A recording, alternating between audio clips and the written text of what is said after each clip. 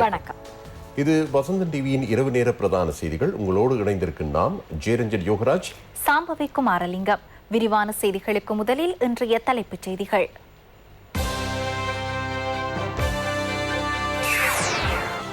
நாட்டில் புதிய வகை கொரோனா உருவாகலாம், மருத்துவர் சங்கம் எச்சரிக்கை. கொரோனாவால் மரணிப்போரை தகனம் செய்வதா அடக்கம் செய்வதா, தீர்வு காண மற்றும் ஒரு நிபுணர் குழு. புற்றுநோயை கட்டுப்படுத்தும் கதிர்வீச்சு ஔடதத்தை உள்நாட்டில் தயாரிக்க திட்டம். சுற்றுலா வறட்சியை முடிவுக்கு கொண்டு வந்து 9 மாதங்களுக்கு பின்னர் மத்தளையில் சுற்றுலா மழை. போலீஸ் உளவாளியின் காலை வெட்டிய குற்றவாளி போலீஸ் துப்பாக்கிச் சூட்டில் பலி. தென் கொரியாவிலும் புதிய வகை கொரோனா தொற்றாளர்கள்.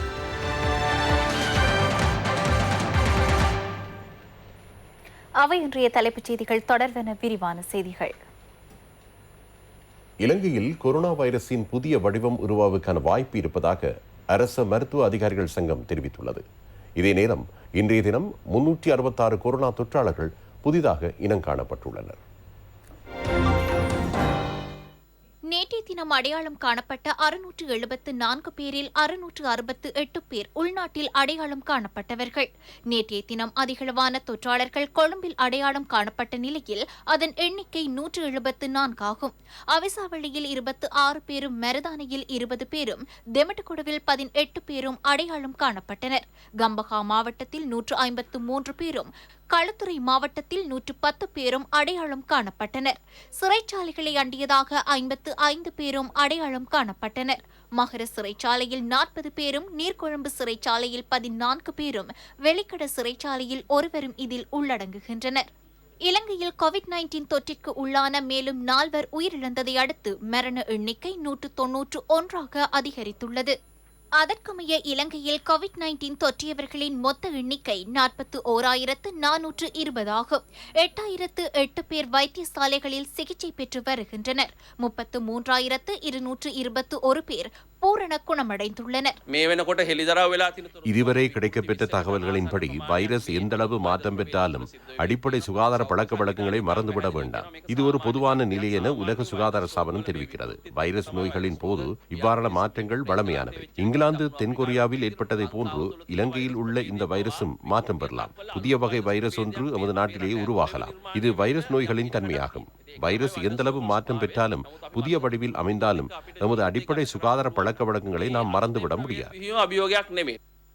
இதேவேளை இன்று காலை கட்டாரில் இருந்து 16 இலங்கையர்களும், இந்தியாவில் இருந்து 18 பேரும், சவுதி அரேபியாவில் இருந்து 2 நாட்டிற்கு வருகை தந்தனர்.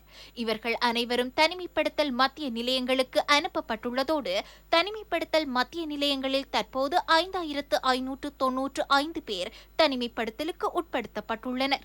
நாட்டில் நேற்றைய தினம் 11,060 PCR பரிசோதனைகள் மேற்கொள்ளப்பட்டதாக கொரோனா வைரஸ் பரவலை ஒழிப்பதற்கான தேசிய செயற்பாட்டு மத்திய நிலையம் தெரிவித்துள்ளது.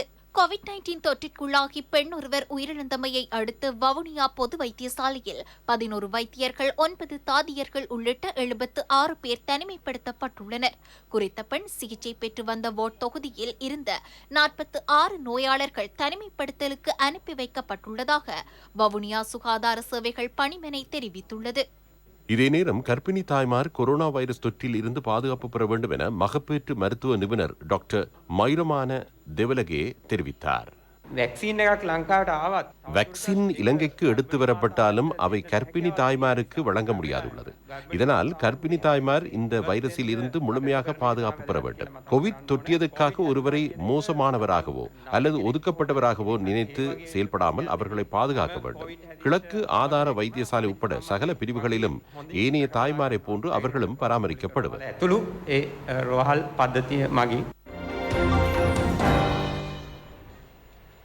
கொழும்பு மாவட்டத்தின் 3 போலீஸ் பிரிவுகள் மற்றும் கிராம சேவகர் பிரிவுகள் சில இன்று காலை 5 மணி முதல் தனிமைப்படுத்தலில் இருந்து விடுவிக்கப்பட்டுள்ளன. இதேவேளை மேலும் சில கிராம சேவகர் பிரிவுகள் இன்று காலை 5 மணி முதல் தனிமைப்படுத்தப்பட்ட பிரதேசங்களாக அறிவிக்கப்பட்டுள்ளன. கொழும்பு மாவட்டத்தில் டேம் வீதி, வாழைத்தோட்டம், மருதானை ஆகிய போலீஸ் பிரிவுகளும், வேகாந்த, ஹுனுப்பிட்டிய, மயூரா பிளேஸ், ஹல்கஹவத்த, காளிப்புள்ளவத்த ஆகிய கிராம சேவகர் பிரிவுகளும், வெள்ளம்பிட்டி, லக்சந்த செவன தொடர்மாடி குடியிருப்பு தொகுதி ஆகியனவும் இன்று காலை 5 மணி முதல் தனிமைப்படுத்தலிருந்து விடுவிக்கப்பட்டுள்ளன. அதற்கமைய தற்போது இலங்கை முழுவதும் தனிமைப்படுத்தலுக்கு உட்படுத்தப்பட்டுள்ள போலீஸ் பிரிவுகளின் எண்ணிக்கை 9 ஆகும். வாழைத்தோட்டம் போலீஸ் பிரிவுக்குட்பட்ட புதுக்கடை மேற்கு மற்றும் புதுக்கடை கிழக்கு ஆகிய கிராம சேவகர் பிரிவுகள் புதிதாக தனிமைப்படுத்தப்பட்டுள்ளன. கொழும்பு மாவட்டத்தில் முகத்துவாரம், கிராண்ட் பாஸ், ஆட்டுப்பட்டி தெரு, மாளிகாவத்த, தெமட்டகோட, கொட்டாஞ்சேனை, கொஸ்கம மற்றும் அவிசாவல் ஆகிய போலீஸ் பிரிவுகள் தொடர்ந்தும் தனிமைப்படுத்தப்பட்டுள்ளன. கொழும்பு மாவட்டத்தின் வனாத்தமுள்ள ஹெட்டேவத்த, ஃபர்கசன் வீதி தெற்கு, நசீர்வத்த, தமிழ்வத்த, கலகெதர கிழக்கு ஆகிய கிராம சேவர் பிரிவுகள் தொடர்ந்தும் தனிமைப்படுத்தப்பட்டுள்ளன. எஹலிகுட பிரதேச செயலக பிரிவுக்குட்பட்ட மின்னான, விலேகுட, யகுதாகுட, அஸ்காகுல வடக்கு, போபெத் ஆகிய கிராம சேவர் பிரிவுகளும், கொடக்கவல பிரதேச செயலக பிரிவின் ரக்வான நகர், ரக்வான வடக்கு, ரக்வான தெற்கு, மசிம்புல மற்றும் கொட்டல் ஆகிய கிராம சேவர் பிரிவுகளும் நேற்று முதல் தனிமைப்படுத்தப்பட்டுள்ளன. கம்பகா மாவட்டத்தில் பாலையகுடவத்த, பாலையகுட, மீகஹவத்த, ஹிரிபிட்டிய, சுதந்திர மாவத்தை தெற்கு, தூவேவத்த, ரோஹன விகார மாவத்த, வெடிகாந்த, வாரணபன்சல் வீதி, கந்தோட்ட வீதி, ஹீத்ரா மாவத்தை, குமாரிமுல்ல, நெல்லிகஹவத்த, பூர்ணகுட்டுவத்த, ஸ்ரீ ஜெயந்தி மாவத்தை ஆகிய கிராம சேவகர் பிரிவுகளும், தல்துவ, எம்சி குடியிருப்பு தொகுதியும் தனிமைப்படுத்தப்பட்டுள்ளன. களுத்துறை மாவட்டத்தில் அட்டுலுகம கிழக்கு மற்றும் மேற்கு, ஏபிட்டிமுல்ல, போகஹவத்த, கொரவல, கல்கேமண்டிய, பமுனுமுல்ல, வேகன் கல்ல மேற்கு மற்றும் கிழக்கு, மரிக்கார் வீதி, கொட்டவத்த மற்றும் தொட்டவத்த ஆகிய கிராம சேவர் பிரிவுகளும் தனிமைப்படுத்தப்பட்டுள்ளன. கொரோனா தொற்றினால் உயிரிழப்பவர்களின் சடலங்கள் தொடர்பிலான இறுதிக்கிரியைகள் எவ்வாறு இடம்பெற வேண்டும் என்பது குறித்து கண்டறிய மற்றொரு நிபுணர் குழு அமைக்கப்பட்டுள்ளது. இதே நேரம் சடலங்கள் தொடர்பாக நாட்டில் உள்ள சட்டத்துக்கு ஏற்ப செயல்பட வேண்டும் என மற்றொரு சாரார் குறிப்பிடுகின்றனர். கொரோனா சடலங்கள் தகனம் செய்யப்படுவதற்கு எதிராக ஒரு தரப்பினர் எதிர்ப்பு ஆர்ப்பாட்டம் செய்யும் நிலையில் மற்றொரு தரப்பினர் சடலங்கள் நிச்சயம் தகனம் செய்யப்பட வேண்டும் என வலியுறுத்துகின்றனர். சுகாதார பாதுகாப்பு வழிமுறைகளுக்கு ஏற்ப இறுதிக் கிரியைகள் இடம்பெற வேண்டும் என்பதே பலரது நிலைப்பாடாகும். இவ்விரு சாராரும் ஆர்ப்பாட்டங்களை மேற்கொண்டு வருகின்றனர். இன்று ஜனாதிபதி செயலகத்திற்கு முன்னால் இடம்பெற்ற ஆர்ப்பாட்டத்தின் போது போலீசாருக்கும் ஆர்ப்பாட்டக்காரர்களுக்கும் இடையில் முறுகல் நிலை ஏற்பட்டது. ஜனாதிபதியின் இணைப்புச் செயலாளர் சுகீஸ்வர பண்டார அவ்விடத்திற்கு சென்ற போதிலும் பிரச்சினைக்கு உரிய அதிகாரிகளை சந்தித்தே பேச்சுவார்த்தை நடத்த வேண்டும் என ஆர்ப்பாட்டக்காரர்கள் தெரிவித்தனர். அமைச்சர் பவித்ரா வன்னியாராச்சி அவ்விடத்திற்கு சென்றபோது ஆர்ப்பாட்டக்காரர்கள் மகஜர் ஒன்றை கையளித்ததன் பின்னர் அங்கிருந்து கலைந்து சென்றனர். கொரோனா தொற்றிற்கு மத்தியில் பின்னடைவுக்கு உட்பட்டுள்ள சுற்றுலாத்துறையை மீள்கட்டியெழுப்ப அரசாங்கம் நடவடிக்கை எடுத்துள்ளது. சுகாதார பாதுகாப்பு வழிமுறைகளுக்கு ஏற்ப வெளிநாட்டு சுற்றுலா பயணிகளை வரவழைக்கும் வேலை திட்டம் இன்று ஆரம்பமாகியது. 9 மாதங்களுக்கு பின்னர் வெளிநாட்டு சுற்றுலா பயணிகளுடன் கூடிய முதலாவது விமானம் உக்ரைனில் இருந்து இன்று பிற்பகல் 2:30 மத்தளை விமான நிலையத்தை வந்தடைந்தது. 11 விமான ஊழியர்கள் உள்ளிட்ட 185 சுற்றுலா பயணிகள் இலங்கைக்கு வருகை தந்துள்ளனர். இன்று முதல் எதிர்வரும் 24ஆம் திகதி வரை முன்னோடி திட்டமாக வெளிநாட்டு சுற்றுலா பயணிகளை வரவழைக்கும் வேலை திட்டம் முன்னெடுக்கப்பட்டுள்ளது. இதன் அடிப்படையில் வெளிநாட்டு சுற்றுலா பயணிகளுடன் கூடிய 13 விமானங்கள் மத்தள விமான நிலையத்தின் ஊடாக இலங்கைக்கு வருகை தரவுள்ளதாக வரையறுக்கப்பட்ட விமான நிலையம் மற்றும் விமான சேவைகள் கம்பெனி தெரிவித்துள்ளது.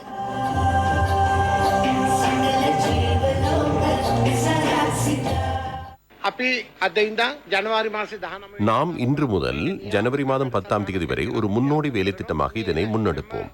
இங்கு வருகை தரும் அனைத்து சுற்றுலா பயணிகளும் அரசாங்கத்தின் சுகாதார வழிமுறைகளுக்கு ஏற்ப செயல்படுவார்கள். அவர்களுக்கு நாட்டின் அடையாளம் காணப்பட்ட சில பகுதிகளுக்கு செல்லவும் வாய்ப்பளிப்போம். அங்கு அவர்கள் செல்லும் போது அவர்களோடு இளைஞர்கள் கலக்காமல் இருப்பதற்கு நடவடிக்கை எடுக்கப்படும். இதன் பின்னர் பொதுவாக வருகை தரும் விமான பயணிகளுக்கு நாம் வாய்ப்பளிப்போம். නියාමන වැඩසටහනෙන් පස්සේ සාමාන්‍ය ගුවන් යානාවලට එන සංචාරකයින්ටත් අපි අවස්ථාව ලබා දෙන්න බලාපොරොත්තු වෙනවා. இதே நேரம் சென்னையில் இருந்து 17 கடற்படை ஊழியர்கள் அடங்கிய விமானம் இன்று அதிகாலை மத்தளை விமான நிலையத்தை வந்தடைந்தது. ஏர் இண்டிகோ விமானம் மேலும் பல பயணிகளுடன் சென்னை நோக்கி பயணமாகியது. இன்று அதிகாலை வேயாங்கொட பகுதியில் போலீஸ் துப்பாக்கிச் சூட்டில் உயிரிழந்த நபர் பல்வேறு குற்றச்செயல்களுடன் தொடர்புடையவர் என போலீசார் தெரிவிக்கின்றனர். ஆயுதங்கள் பதுக்கி வைக்கப்பட்டிருந்த இடம் ஒன்றை சோதனை செய்ய சென்றபோது போலீஸ் காவலில் இருந்து தப்பிச் செல்ல முயற்சித்த போதே இந்த துப்பாக்கிச் சூடு மேற்கொள்ளப்பட்டது. கலஹெட்டிஹேன ஹல்கம்பிட்டிய பகுதியில் இன்று அதிகாலை 3:30 அளவில் இச்சம்பவம் நிகழ்ந்துள்ளது. வயாங்குட பெவன்வத்த பகுதியைச் சேர்ந்த நிஷாந்த குமாரஸ்ரீ எனும் 37 வயதான நபரை உயிரிழந்தார். பாலிகுட குற்றத்தடுப்பு பிரிவினர் தடுத்து வைத்து விசாரணை செய்ததன் பின்னர் ஆயுதங்கள் பதுக்கி வைக்கப்பட்டிருந்த இடத்தை சோதனை செய்வதற்காக சந்தேக நபரை அங்கு அழைத்துச் சென்றுள்ளனர். அங்கு போலீஸ் சாரதியின் கழுத்தை கைவிலங்கினால் சுருக்கிட்டு சந்தேக நபர் தப்பிச் செல்ல முயற்சித்த போது வாகனம் வீதியை விட்டு விலகி ஓரிடத்தில் தரித்து நின்றுள்ளது. பின்னர் சந்தேக நபர் தப்பிச் செல்ல முயலும் போது போலீசார் துப்பாக்கி பிரயோகம் மேற்கொண்டனர். இதில் காயமடைந்த சந்தேக நபர் வத்துப்பிட்டிவல வைத்தியசாலைக்கு கொண்டு செல்லப்படும் போதே உயிரிழந்ததாக போலீசார் தெரிவிக்கின்றனர். குறித்த சந்தேக நபர் சில தினங்களுக்கு முன்னர் இவரின் போதைப்பொருள் வர்த்தகம் தொடர்பில் போலீசாருக்கு தகவல் வழங்கிய நபரை வெட்டி அவரின் காலொன்றை எடுத்துச் சென்று அடுத்த நாள் அதனை வீசிச் சென்றுள்ளதாக போலீசார் தெரிவிக்கின்றனர். சம்பவத்தில் படுகாயமடைந்த தகவல் வழங்கிய நபர் தற்போது வைத்தியசாலையில் சிகிச்சை பெற்று வருகின்றார். இந்த சந்தேக நபரிடம் இருந்து கிடைக்கப்பெற்ற தகவல்களுக்கு அமைய குறித்த துப்பாக்கி பிரயோகம் இடம்பெற்ற இடத்தில் இருந்து 100 மீட்டர் தொலைவில் உள்ள பாழடைந்த தோட்டம் ஒன்றில் 2 கைக்குண்டுகள் மற்றும் மயானம் ஒன்றிற்கு அருகில் மறைத்து வைக்கப்பட்டிருந்த 2 வாள்கள் என்பன போலீசாரினால் கைப்பற்றப்பட்டன. அவர் கொல்லப்பட்ட சம்பவத்தை கேள்வியுற்ற அப்பிரதேசவாசிகள் பட்டாசு கொளுத்தி மகிழ்ச்சி ஆரவாரம் தெரிவித்தனர். சம்பவ இடத்திற்கு சென்ற அத்தனகல்ல பிரதம நீதவான் தரங்க ராஜபக்ஷ விசாரணைகளை மேற்கொண்டார்.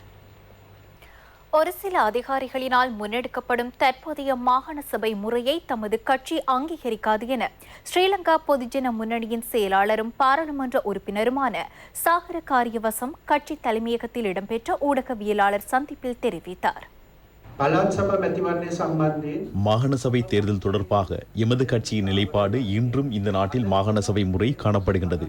மாகாண சபை முறை இல்லை என எவராவது கூறினால் அது பொய்யாகும். மக்கள் பிரதிநிதிகள் ஊடாக செயற்பட வேண்டிய மாகாண சபை இன்று ஆளுநருடன் ஒரு சில அதிகாரிகளை கொண்டு அவை செயற்படுத்தப்படுகின்றன. அது ஜனநாயகத்துக்கு எதிரானது. மாகாண சபைகளை வைத்திருப்பதா இல்லையா என்பது வேறு விடயம். எனினும் இப்போதைக்கு மக்கள் பிரதிநிதிகள் நியமிக்கப்பட வேண்டும் என்ற நிலைப்பாட்டில் கட்சி என்ற வகையில் நாம் இருக்கின்றோம். புதிய ஆண்டின் அபிவிருத்தி இலக்குகள் தொடர்பாக பாராளுமன்ற உறுப்பினர் பேராசிரியர் சரித ஹேரத் கருத்து வெளியிட்டார். பொருளாதார அபிவிருத்தி மற்றும் நாட்டின் பாதுகாப்பு, மற்ற விடயம் அரசியல் மறுசீரமைப்பு, இந்த 3 விடயங்கள் ஊடாக எமது வேலை திட்டங்களை கட்சி முக்கியஸ்தருடன் இணைந்து முன்னெடுத்துள்ளோம். இது சமூக உடன்படிக்கையாக முன்வைக்கப்பட்டது. அதன் பொருளாதார வேலை திட்டம் உரிய திட்டமிடலுக்கு ஏற்ப ஜனவரி மாதம் முதல் நாடு முழுவதிலும் அமல்படுத்தப்படும். புதிய பாட்பண்ணைகளை ஏற்படுத்துவதற்காக முதலீட்டு சபையினால் தேர்ந்தெடுக்கப்பட்டுள்ள முதலீட்டாளர்களுக்கு தேவையான காணிகளை துரிதமாக பெற்றுக் கொடுக்குமாறு பொருளாதார மறுமலர்ச்சி மற்றும் வறுமை ஒழிப்புக்கான ஜனாதிபதி செயலணியின் தலைவர் பெசில் ராஜபக்ச உரிய அதிகாரிகளுக்கு பணிப்புரை விடுத்தார். அலரி மாளிகையில் இடம்பெற்ற சந்திப்பின் போதே திரு பெசில் ராஜபக்ஷ இப்பணிப்புரையை விடுத்துள்ளார். அடுத்த ஆண்டின் முதல் 3 மாத காலப்பகுதியில் புதிய பால் பண்ணையாளர்களை உருவாக்கும் வேலை திட்டங்கள் முன்னெடுக்கப்பட வேண்டும் என்றும் அவர் தெரிவித்துள்ளார். சிறிய அளவிலான பால் பண்ணையாளர்களை ஊக்குவிப்பதற்காக அடுத்த ஆண்டின் வரவு செலவு திட்டத்தின் மூலம் பெருமளவு நிதி ஒதுக்கப்பட்டுள்ளதாகவும் திரு ராஜபக்ஷ சுட்டிக்காட்டினார். உள்ளூர் பால் உற்பத்தியில் 85% மேற்பட்ட தொகை சிறிய மற்றும் நடுத்தர அளவிலான பால் பண்ணையாளர்களிடம் இருந்து பெறப்படுகின்றது. அத்துடன் புதிய பாரிய அளவிலான பண்ணையாளர்களை உருவாக்குவதும் இந்த முதலீட்டு திட்டத்தின் நோக்கமாகும். இந்த திட்டத்தின் கீழ் அதி உயர் ரக பசுக்கள் சிறிய மற்றும் நடுத்தர அளவிலான பார்ப்பண்ணையாளர்களுக்கு வழங்கப்படவுள்ளன. மத்திய மாகாணத்தை மையமாக கொண்ட பெருந்தோட்ட கம்பெனிகளின் உதவியுடன் புதிய பாரிய அளவிலான 1000 பார்ப்பண்ணைகள் உருவாக்கப்படும். இச்சந்திப்பின் போது அமைச்சர் மஹிந்தானந்தா அழுத்கமகி, ராஜாங்க அமைச்சர் டிபி ஹேரத் உள்ளிட்ட பலர் கலந்து கொண்டனர். திட்டமிட்ட முறையில் எதிர்வரும் 11ஆம் தேதி பாடசாலைகளை திறப்பதற்கான நடவடிக்கை எடுக்கப்படும் என அமைச்சர் பேராசிரியர் GL பீரிஸ் தெரிவித்தார். மருத்துவ நிபுணர்கள் அடங்கிய குழுவின் பரிந்துரைகளுக்கு ஏற்ப இந்நடவடிக்கை மேற்கொள்ளப்படுவதாக அமைச்சர் சுட்டிக்காட்டினார். நெலும் மாவட்ட தலைமை அலுவலகத்தில் இடம்பெற்ற ஊடகவியலாளர் சந்திப்பின் போதே அவர் இதனை தெரிவித்தார். திட்டமிட்ட முறையில் ஜனவரி 11ஆம் தேதி பாடசாலைகளை திறப்பதற்கு முடிவு செய்துள்ளோம். அது தற்செயலாக எடுக்கப்பட்ட ஒரு முடிவு அல்ல. கடந்த வாரம் மருத்துவ நிபுணர்களுடன் நாம் பேச்சுவார்த்தை நடத்தினோம். அந்த அனைவரது தீர்மானத்துக்கு ஏற்பவே பாடசாலைகளை திறப்பதற்கு முடிவு செய்தோம். அந்த வேலை திட்டத்தை இன்னும் 3 அல்லது 4 நாட்களில் நாம் வெளியிடுவோம். அதில் குறைபாடுகள் மற்றும் பலவீனங்கள் இருந்தால் அவற்றை எமக்கு அறிவிக்குமாறு பெற்றோரை கேட்டுக்கொள்கின்றோம். அதனை நாம் வரவேற்கின்றோம். கொரோனா தொற்றிற்கு மத்தியில் பாடசாலைகளை திறக்கும் போது ஆக்கப்பூர்வமான புதிய வேலை திட்டங்கள் முன்னெடுக்கப்பட வேண்டும் என்றும் அமைச்சர் சுட்டிக்காட்டினார். போக்குவரத்து வசதிகள் குறித்து நாம் விசேட கவனம் செலுத்துவோம். நாம் இலங்கை போக்குவரத்து சபை மற்றும் தனியார் வேன் உரிமையாளர்களையும் சந்திக்க உள்ளோம். அவர்களோடு இணைந்து ஒரு ஆக்கப்பூர்வமான வேலை திட்டத்தை முன்னெடுப்போம். ஆரம்ப பிரிவு வகுப்புகளை பகுதி பகுதியாக ஆரம்பிப்பதற்கு திட்டமிட்டுள்ளோம். அதன் ஊடாக சமூக இடைவெளி பாதுகாக்கப்படுகின்றது. ஒரு தொகுதியினரை திங்கள், புதன், வெள்ளி ஆகிய நாட்களிலும் மற்றொரு பிரிவினரை செவ்வாய், வியாழன் ஆகிய நாட்களிலும் அழைக்க உள்ளோம். சமூக இடைவெளியை பேணி போக்குவரத்து வசதிகள் ஏற்படுத்தி கொடுக்கப்படும். புற்றுநோயினால் பாதிக்கப்பட்டவர்களுக்கு கதிர் இயக்க ஔடதங்களை உள்நாட்டில் உற்பத்தி செய்வது தொடர்பாக அரசாங்கம் கவனம் செலுத்தியுள்ளது. இதனூடாக பெருந்தொகையான பணத்தை மீதப்படுத்த முடியும் என சூரிய சக்தி காற்றலை நீர்மின் உற்பத்தி திட்ட அபிவிருத்தி ராஜாங்க அமைச்சில் இடம்பெற்ற கூட்டத்தின் போது தெரிவிக்கப்பட்டது. ராஜாங்க அமைச்சர்களான துமிந்த திசாநாயக்க, பேராசிரியர் சென்ன ஜெயசுமண ஆகியோர் தலைமையில் இக்கூட்டம் இடம்பெற்றது. கதிர்வீச்சு ஔடதங்களை நாட்டில் உற்பத்தி செய்வதற்காக அணுசக்தி அதிகார சபை மற்றும் அணுசக்தி ஒழுங்குபடுத்தல் ஆணைக்குழு ஆகியவற்றின் ஊடாக இதனை முன்னெடுக்க முடியும் என ராஜாங்க அமைச்சர் துமிந்த திசாநாயக்க அங்கு தெரிவித்தார். இதனை முன்னெடுப்பதற்கு தமது அமைச்சு அனைத்து உதவிகளையும் வழங்கும் என ராஜாங்க அமைச்சர் பேராசிரியர் சென்ன ஜெயசுமண தெரிவித்தார். உள்நாட்டில் மருந்து உற்பத்திக்கான ஆர்வம் ஏற்பட்டுள்ளது. அதற்காக அமைச்சும் முன்னின்று செயல்படுகிறது. புற்றுநோயினால் பாதிக்கப்படும் எத்தனை பேருக்கு சிங்கப்பூர் சென்று பரிசோதனைகளை மேற்கொள்ள முடியும்? உள்ளூரில் இந்த நடவடிக்கையை அச்சமின்றி முன்னெடுக்க முடியும். இந்த வேலை திட்டங்கள் தொடர்பாக ஆராய்ந்து 15ஆம் தேதி ஒப்பந்தத்தில் கைச்சாத்திட திட்டமிடுமாறு கேட்டுக்கொள்கிறோம். நாம் தாமதமின்றி இந்த பணியில் இறங்க வேண்டும். அதற்கான முழு ஒத்துழைப்பையும் நாம் வழங்குவோம். கிளிநொச்சி கோணாவில் கிராமத்தில் உள்ள கால்நடைகளுக்கு போதிய உணவின்றி நாளாந்தம் இறந்து வருவதாகவும் சிலை நீட்டியும் கால்நடைகளை காப்பாற்ற முடியவில்லை எனவும் பண்ணையாளர்கள் தெரிவிக்கின்றனர். கிளிநொச்சி மாவட்டத்தில் மாடுகளை வளர்ப்பதற்குரிய மேய்ச்சல் தரைகள் இல்லாமையினால் அவற்றிற்கு போதுமான உணவு கிடைப்பதில்லை என்றும் கடந்த சில நாட்களில் 20க்கும் மேற்பட்ட மாடுகள் இறந்துள்ளதாகவும் மாடு வளர்ப்போர் தெரிவித்துள்ளனர். மேய்ச்சல் தரவை இல்லாதால எங்களோட மாடுகள் எல்லாம் செத்து கொண்டிருக்கின்றது. சாதாரணமாக இப்போ ஒரு 100க்கு மேற்பட்ட மாடுகள் இந்த அக்கிராம் பிரியாத செத்து இருக்கின்றது. 20,000க்கு மேற்பட்ட மாடு இங்கே இருக்கிறது. இந்த மாடு ஒன்று தான் இருக்கு எங்களுக்கு. இந்த மாட்டை வச்சு தான் நாங்கள் எங்களோட வீட்டு எல்லா இதையும் நாங்கள் இதை தான் பார்த்துட்டு இருக்கோம். மேய்ச்சல் தரவை இல்லாமல் எங்களோட மாடுகள்லாம் இப்போ செத்து கொண்டிருக்குது. மாட்டு படுத்த மாடு எழும்பது இல்லை, மற்ற மாட்டை வீட்டை கொண்ட விட்டு சேலம் ஏற்றி எவ்வளவு பிரச்சனைலாம் செஞ்சு கொண்டிருக்கோம். இப்போ நாங்கள் ஆண்டுதோறும் பருவமழை காலத்தில் கிளிநொச்சியின் பெரும்பாலான பகுதிகளில் நெற்செய்கை மேற்கொள்ளப்படுவதனால் சுமார் 5,000 மாடுகளை மேய்ச்சலுக்கு விடுவதில் நெருக்கடி எதிர்நோக்கப்படுகின்றது. இவ்வாறு நெருக்கடிகளுக்கு மத்தியில் வளர்க்கப்படும் மாடுகள் கண்முன்னே உணவின்றி இறப்பதை அவதானிக்க முடிவதாகவும் அவர்கள் தெரிவித்துள்ளனர். அக்கராயன் முருகண்டி வீதியின் 4ஆம் கட்டை பகுதியில் காடுகளுக்குள் இவற்றை மேய்ச்சலுக்காக விடுவதாகவும் அங்கு போதிய பாதுகாப்பு இல்லை என்றும் அவற்றை காட்டுப்புலிகள் அடித்து வருவதாகவும் தெரிவிக்கப்படுகின்றது. இது தொடர்பாக கரைச்சி பிரதேச செயலாளர் ஜேகரன் அவர்களை நாம் தொடர்பு கொண்ட போது அவர் இவ்வாறு கருத்து வெளியிட்டார். ஏற்கனவே இந்த மேய்ச்சல் தரவை சம்பந்தமாக பல இடங்களை அடையாளப்படுத்தி நாங்கள் தெரியப்படுத்தியிருந்தாங்கள். அதை மேய்ச்சல் திறவையாக ஏற்பாடு ஒதுக்கி வழங்குவதற்கான நடவடிக்கை எடுக்கப்பட்டிருக்கு. ஆனால் அது முழுமையை அடையவில்லை என்று தான் நான் நினைக்கிறேன். மேய்ச்சல் தரவை சம்பந்தமாக கால்நடை உற்பத்தி அபிவிருத்தி திணைக்களம் தான் பொறுப்பான ஒரு திணைக்களம். அவர்களுக்கு அறிவிச்சிருக்கிறோம். ஆனால் இந்த மேற்கொண்டு அது ஒரு துரித காதியில் நடைபெறவில்லை என்றதை நான் கருதுகிறேன். எல்லாரும் சேர்ந்து அதை மீட்டு கொடுப்பமாக இருந்தால் இந்த புணக்குக்கு நிரந்தர தீர்வை காணலாம்னு நம்புகிறேன். வலப்பனையில் இருந்து கொழும்பு நோக்கி பயணித்த லொரி ஒன்று வீதியை விட்டு விலகி விபத்துக்குள்ளானதில் சாரதியும் நடத்துனரும் படுகாயமடைந்து வைத்தியசாலையில் அனுமதிக்கப்பட்டுள்ளனர்.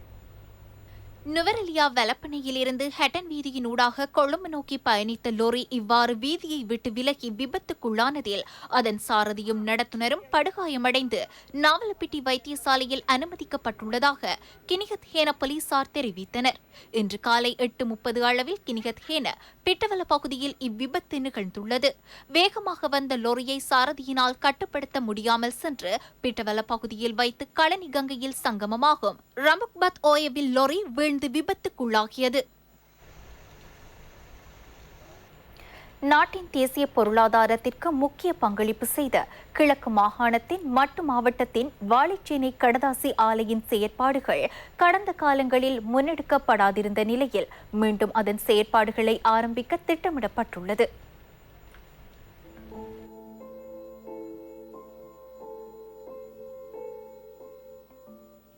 இலங்கையின் காகித ஆலை என்று கூறப்பட்டவுடன் நினைவுக்கு வரும் பெயர் வாழைச்சேனை காகித ஆலையாகும்.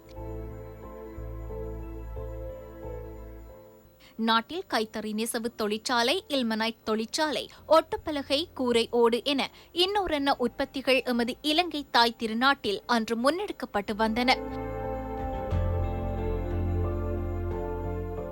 எனினும் 1980களின் பிற்பகுதியில் யுத்தம் மற்றும் ஏனைய பல காரணிகளால் தடைப்பட்ட உள்ளூர் உற்பத்திகளுள் வாழைச்சேனை காகித ஆலையின் செயற்பாடுகள் இடைநிறுத்தப்பட்டமையும் அடங்குகின்றது.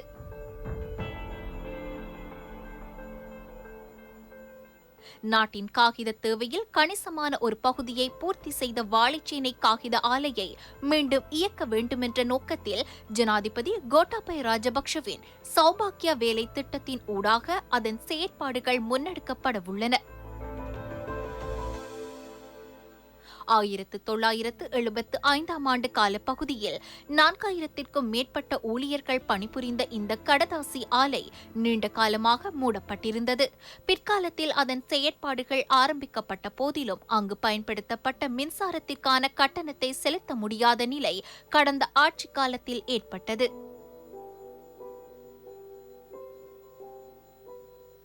வாழைச்சேனை கடதாசி ஆலையின் செயற்பாடுகளை கண்டறிய உயர்மட்ட அதிகாரிகள் குழுவொன்று வாழைச்சேனைக்கு விஜயம் செய்துள்ளது. இலங்கை மின்சார சபையின் தலைவர் விஜித ஹேரத், தேசிய கடதாசி ஆலையின் தலைவர் விமல் ரூபசிங்க, வாழைச்சேனை கடதாசி ஆலையின் பிரதம இணைப்பாளர் சுதத் லியனகே உள்ளிட்ட அதிகாரிகள் குழு அங்கு விஜயம் செய்தது. அங்குள்ள இயந்திரங்களின் இயக்கம் தொடர்பாகவும் அங்கு அதிகாரிகளுக்கு விளக்கம் அளிக்கப்பட்டது. தற்போது இங்கு 85 ஊழியர்களை கொண்டு மீள் இயக்கம் ஆரம்பிக்கப்பட்டுள்ளது. அடுத்த சில மாதங்களில் ஊழியர்களின் எண்ணிக்கையை 450ஆக அதிகரிக்கச் செய்து உற்பத்திகளை மேம்படுத்த திட்டமிடப்பட்டுள்ளது. இவ்வாலையில் மாதாந்தம் 600 தொன் கடதாசியை உற்பத்தி செய்ய முடிந்த போதிலும் தற்போதைய கொரோனா அச்சுறுத்தல் காரணமாக சர்வதேச சந்தைக்கு உற்பத்திகளை அனுப்ப முடியாததன் காரணமாக உற்பத்திகளை அதிகரிக்க முடியாதுள்ளது. இலங்கை மின்சார சபை, பொறியியலாளர் திணைக்களம், கிழக்கு பல்கலைக்கழகம் ஆகியன இணைந்து இவ்வாலையை வெற்றிகரமாக இயக்க திட்டமிட்டுள்ளன. இதற்கு தேவையான மின்சாரத்தை சூரிய சக்தி மூலம் பெற்று இயக்கவும் தீர்மானிக்கப்பட்டுள்ளது.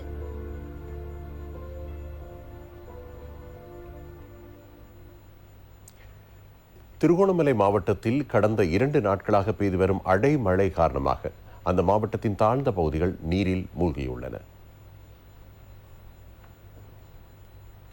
திருகோணமலை வரோதிய நகர் பகுதியில் வெள்ள நீர் தேங்கி இருப்பதால் மதில் ஒன்று சரிந்து வீழ்ந்துள்ளது. கிண்ணியா சூரங்கல் பகுதியில் பள்ளிவாசல் ஒன்று நீரில் மூழ்கியுள்ளது. இம்மாவட்டத்தின் கிண்ணியா பகுதியில் தற்போது அடைமழை பெய்து வருகின்றது. கிண்ணியா, அன்னல் நகர், மாஞ்சோலை, ஃபைசல் நகர் போன்ற தாழ்நில பிரதேசங்களில் உள்ள வீடுகளுக்குள் வெள்ள நீர் புகுந்துள்ளது. கண்டல்காடு, தீனேரி, மாதாமார் மற்றும் சூரங்கல் போன்ற குளத்தை அண்டிய பகுதிகளும் வெள்ளத்தில் மூழ்கியுள்ளன. அப்பகுதி மக்கள் இதனால் பல்வேறு சிரமங்களுக்கு முகம் கொடுத்துள்ளனர். பெரும்போக நெற்செய்கையும் நீரில் மூழ்கியுள்ளதாக விவசாயிகள் தெரிவிக்கின்றனர். மன்னார் கடற்பரப்பில் சட்டவிரோதமாக எடுத்து வரப்பட்ட ஒரு தொகை மஞ்சள் எரிக்கப்பட்டது.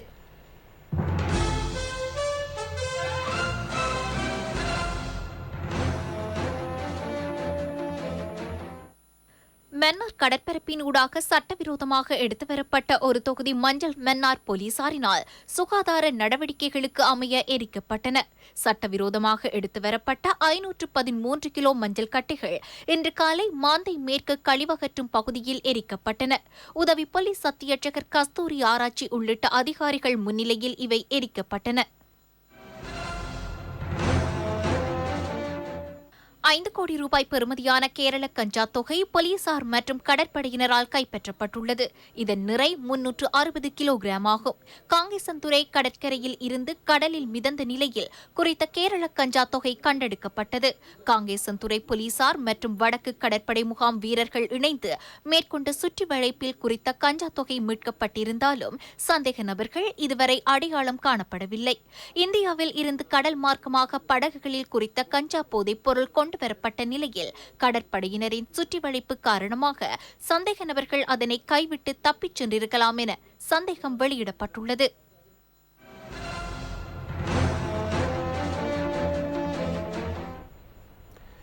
கனியவள மண் அகழ்வுக்கு எதிர்ப்பு தெரிவித்து மன்னாரில் ஆர்ப்பாட்டம் ஒன்று இடம்பெற்றது.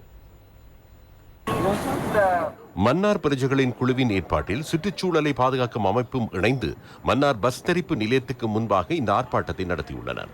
சர்வமத தலைவர்கள், பொது அமைப்புகளின் பிரதிநிதிகள், மகளிர் அமைப்புகளின் பிரதிநிதிகள் என பலரும் இதில் கலந்து கொண்டனர். மன்னார் மாவட்ட அரசாங்க அதிபரிடம் மகஜர் ஒன்றும் கையளிக்கப்பட்டது. கிளிநொச்சி கரைச்சி பிரதேச செயலக பிரிவுக்குட்பட்ட சமுர்த்தி வங்கி இன்று முதல் தடவையாக ஆன்லைன் முறைக்கு மாற்றப்பட்டுள்ளது. கரைச்சி சமுர்த்தி வங்கியை ஆன்லைன் முறைக்கு மாற்றும் நிகழ்வில் பாராளுமன்ற குழுக்களின் பிரதி தலைவர் அங்கஜன் ராமநாதன் பிரதம அதிதியாக கலந்து கொண்டு இத்திட்டத்தை அங்குரார்ப்பணம் செய்து வைத்தார். பயனாளிகளுக்கு ஆன்லைன் வங்கி புத்தகங்களையும் வழங்கி நடைமுறை செயற்பாடுகளையும் அவர் ஆரம்பித்து வைத்தார். கரைச்சி பிரதேச செயலாளர் ஜியாகரன் உள்ளிட்ட அதிகாரிகள் பலரும் கலந்து கொண்டனர்.